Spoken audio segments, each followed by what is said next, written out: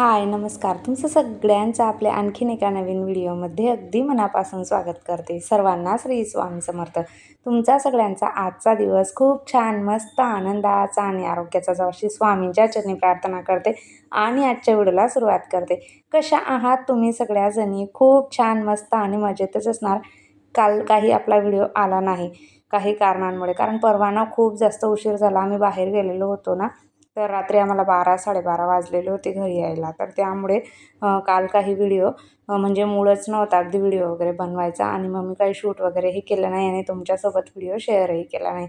तर म्हटलं चला तुमच्या सगळ्यांचा आवडीचा जो काही मॉर्निंग व्हिडिओ आपला असतो रोजचा, जो तुम्हाला सगळ्यांना बघायला खूप जास्त आवडतो, सकाळी 5 वाजेपासूनचं रुटीन, तर म्हटलं चला मस्त छान फ्रेश अशी आणि तितक्याच उत्साहाने आज मस्त छान अशी 5 वाजेलाच व्हिडिओला सुरुवात केलेली होती.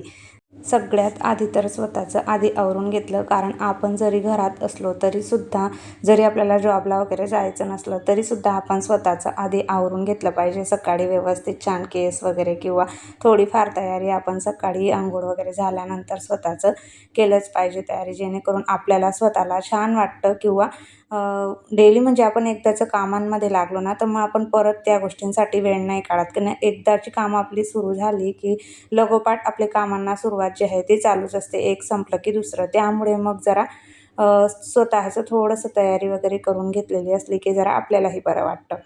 तुम्ही बघू शकतात सकाळ सकाळी कोणाचं काही, कोणाची ऑफिसला जायची घाई असते, कोणाची मॉर्निंग वॉकला जायची घाई असते. अशी प्रत्येकाची आपापलं जे काही नियोजन असतं ते ठरलेलं असतं. प्रत्येक दिवसाप्रमाणे आपण रोज जे काही सकाळी काय काय आपल्याला करून घ्यायचं आहे हे आदल्या दिवशीच जर ठरवलेलं असलं, त्याप्रमाणे रुटीनला सुरुवात केली म्हणजे खूपच छान आपल्या दिवसाची सुरुवात होत असते. आणि त्यातल्या त्यात इतकी छान सकाळ जर असली तर मग काही विचारूच नका. आपला व्हिडिओ रोज 12:30 ते 1च्या दरम्यान येत असतो, पण काल ना जरा मूडच म्हणजे नव्हताच व्हिडिओ बनवायचा. त्यासाठी मी जाऊ द्या म्हटलं, कंटाळाच केला जरा व्हिडिओ बनवण्यासाठी. त्यामुळे कालचं रुटीन तुमच्यासोबत शेअर करता आलं नाही. कारण कसं, जेव्हा आपण रात्री उशिरा झोपतो ना, त्यावेळेस सकाळी एकदम मूड ऑफ आणि म्हणजे असं काही करायची इच्छाच नसते. म्हणजे थोडा तरी आपल्या याच्यामध्ये बदल होत असतो, आपल्या रुटीनमध्ये किंवा आपल्या मनस्थितीमध्ये सुद्धा जास्त उशिरा झोपल्यानंतर थोडाफार तरी बदल होतोच. त्यामुळे ज्यांना लवकर झोपणं शक्य आहे त्यांनी लवकरच झोपलं पाहिजे आणि रुटीनला सुरुवात जी आहे ती व्यवस्थित पणे आपली होत असते, मग जर टायमिंगवर आपण रात्री झोपलो तर. आता सगळ्यात आधी तर मी इथं बटाटे लावून घेणार आहे कुकरमध्ये, कारण मला आज ना बटाट्याचे पराठे करायचे होते वेदून त्यांच्यासाठी सकाळी टिफिनला देण्यासाठी. तर मग बटाट्याचे पराठे वगैरे जर करायला म्हटलं म्हणजे थोडा वेळ लागतो, कारण बटाटे वाफवा, परत ते स्मॅश करा वगैरे.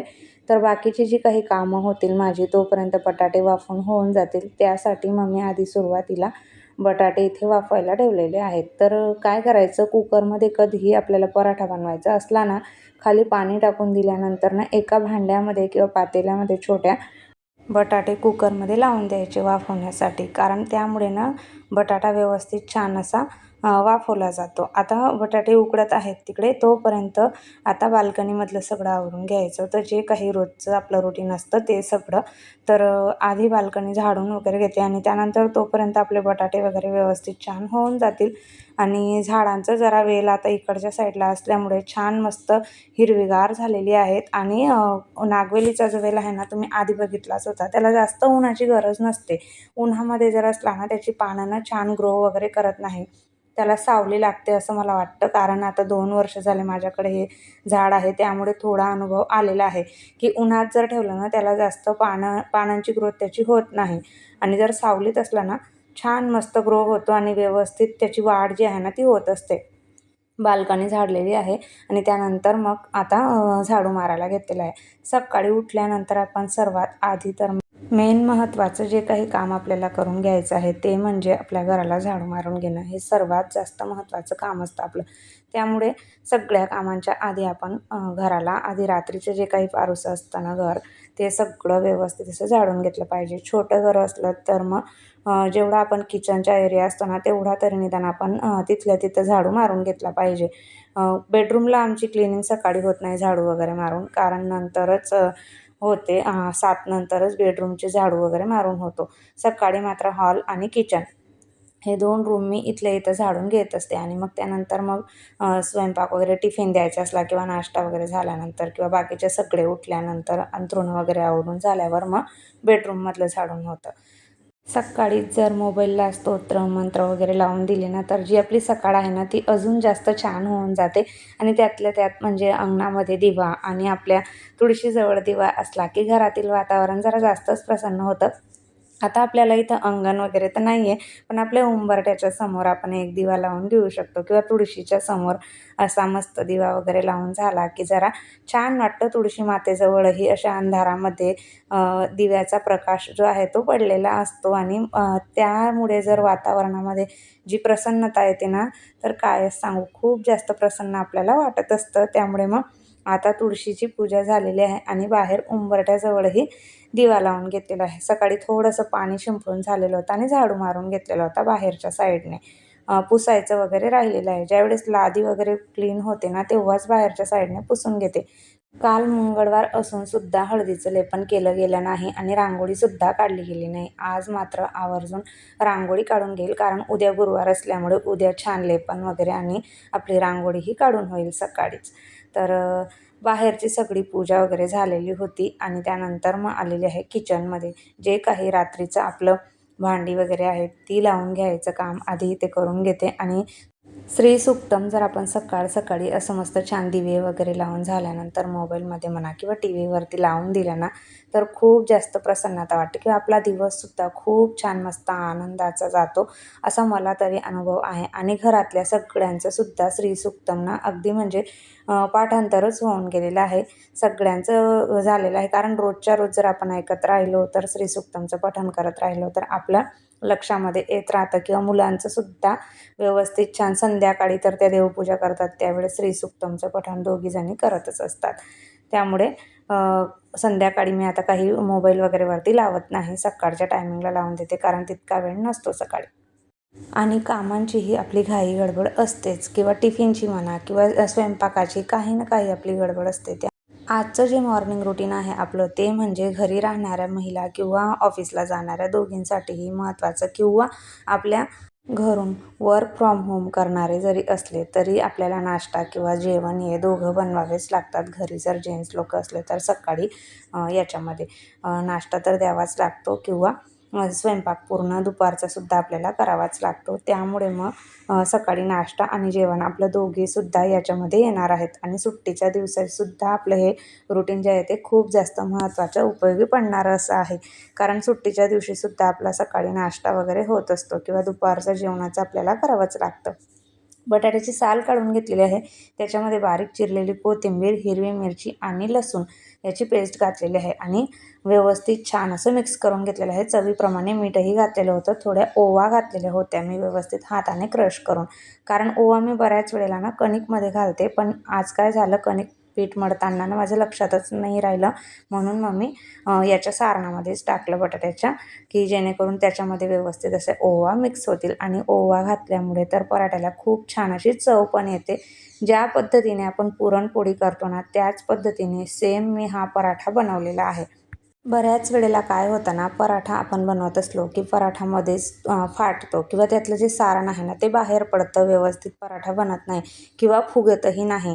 तर बघा, जर आपण बटाटे जे आहेत ना अशा पद्धतीने उकळवलेले असले तर त्यांच्यामध्ये पाणी जात नाही, ते व्यवस्थित छान सारण आहे ना घट्टसर असतं. त्यामुळे आपला जे बटाट्याचा पराठा आहे ना तो मध्ये कुठेही न फाटता किंवा व्यवस्थित असा आपल्याला लाटता येतो. अशा पद्धतीने जर सारण आपण तयार केलेलं असलं तर.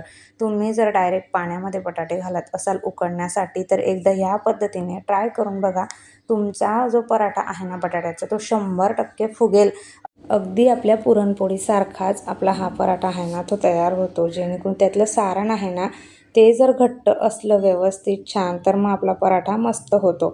आणि ते जर पातळ राहिलं ना, आपण पाण्यामध्ये डायरेक्ट बटाटे शिजवायला घालतो त्यामुळे ते कितीही केलं तरी सारण कोरडं होत नाही आणि आपला पराठामध्येच लाटताना सुद्धा मध्ये तुटतो किंवा व्यवस्थित छान असा होत नाही. इतका मऊ आणि लुसलुशीत होतो ना अशा पद्धतीचा पराठा. जरी करून आपण तसेच वरती जरी ठेवले ना, अगदी थंड झाल्यावर सुद्धा खाल्ले तरी सुद्धा मऊ लुसलुशीत असे पराठे आणि टम्म फुगणारे भरपूर सारण असणारे असे आपले बटाट्याचे पराठे मी इथे बनवलेले होते. टिफिनला दोघींनाही दिलेले होते. मुलांना तर खूप जास्त आवडतात. कांदा मात्र याच्यामध्ये मी घालत नाही. फक्त आपली बारीक चिरलेली कोथिंबीर आणि हिरवी मिरची, लसूण हे मिक्सरमध्ये फिरवून घेतलेलं होतं, ते घातलेलं आहे. ओवा घातलेले होते आणि मीठ, बस बाकी संपलं.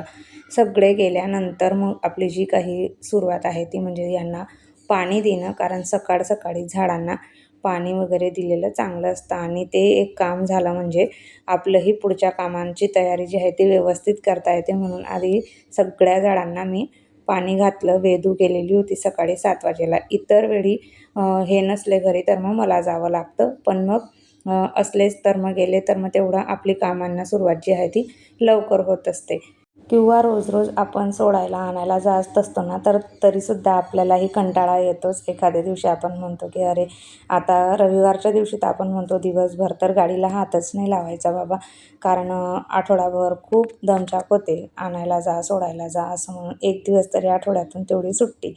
तर चला, वेळ आहे थोडा, तोपर्यंत मग मी लादी पुसायच्या आधी ना आपलं सगळं काही डस्टिंग वगैरे असते ना ते आवरून घेत असते. कारण बारीक धूळ जी आहे ती फर्निचरवरती बसलेली असते आणि ती झाडू मारल्यानंतरच मी पुसून घेत असते. कारण झाडू मारताना परत त्याच्यावरती उडतं आणि परत धूळ जमा होते. मग त्यामुळे एकदा झाडू मारून झाला की मग पुसून घेत असते.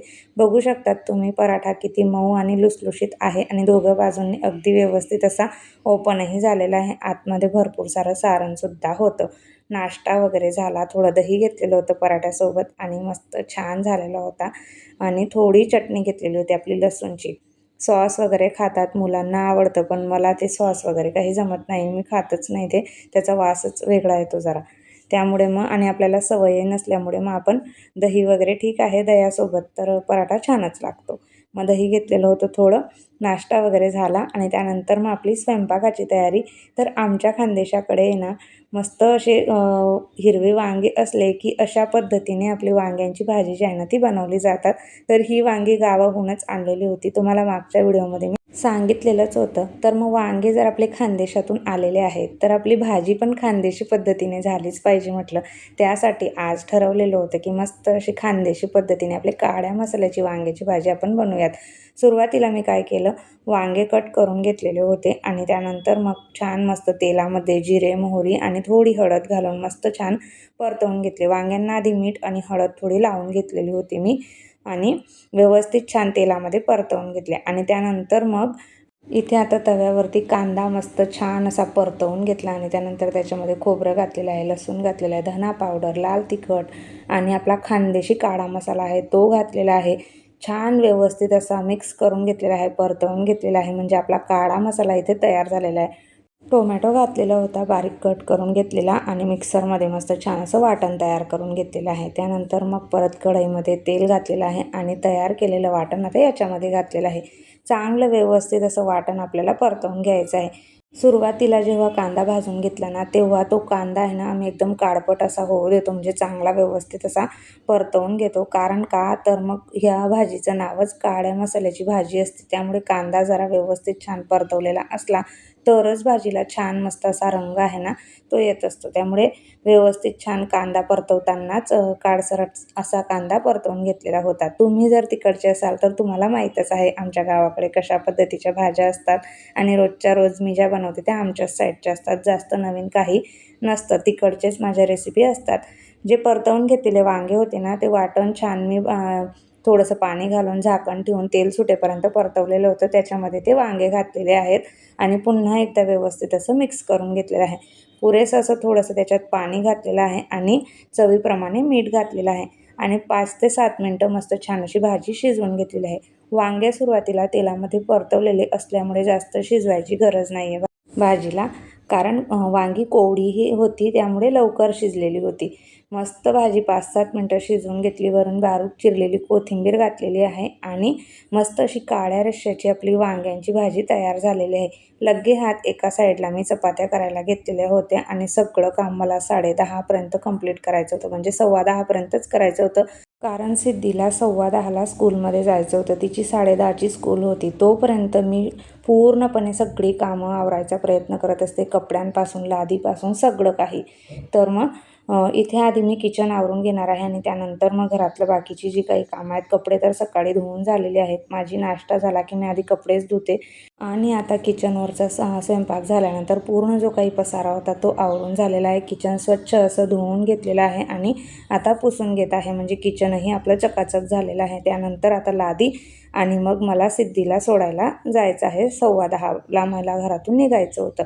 अशी 10:15पर्यंत माझी टोटली पूर्णपणे कामं झालेली होती, कारण त्यानंतर पुढचा वेळ मला व्हिडिओला द्यावा लागतो आणि 12:30 ते 1पर्यंत मला तुमच्यापर्यंत व्हिडिओ पोहोचायचा असतो. त्यामुळे सकाळी कामं किती लवकरात लवकर होईल याचा प्रयत्न माझा चालू असतो. किचन छान पूर्णपणे व्यवस्थित असं आवरून झालेलं आहे. त्यानंतर मग मी मंदिरात जाऊन आली, भोलेबाबांचं दर्शन वगैरे घेतलं. असं जे काही रुटीन आहे ते आजचं तुमच्यासोबत शेअर केलेलं आहे. मंदिरामध्ये आता नवरात्र असल्यामुळे घट भरलेले आहेत. देवी आई बघू शकतात तुम्ही किती मस्त छान अशी इथे ओटी वगैरे भरलेली आहे. बरेच जण येतात आणि आता नवरात्रामध्ये आपण कुलदेवतेची ओटी भरलीच पाहिजे. असंच छान रुटीन तुम्हाला बघायला आवडत असेल तर आपल्या चॅनलला सबस्क्राईब करा आणि बेल आयकॉनला प्रेस करा, म्हणजे जेणेकरून व्हिडिओ अपलोड केल्यानंतर तुम्हाला लगेचच त्याचे नोटिफिकेशन येईल त्यासाठी. आणि नेहमीप्रमाणे कसा वाटला व्हिडिओ ते कमेंट करून नक्की सांगा. आवडला असेल तर जास्तीत जास्त शेअर करा आणि असेच आपले रोज येणारे नवनवीन व्हिडिओ बघत राहा. भेटूया आपण उद्याच्या छान अशा व्हिडिओसोबत. तोपर्यंत सर्वांना बाय आणि सर्वांना श्री स्वामी समर्थ. व्हिडिओ पूर्ण बघितल्याबद्दल धन्यवाद.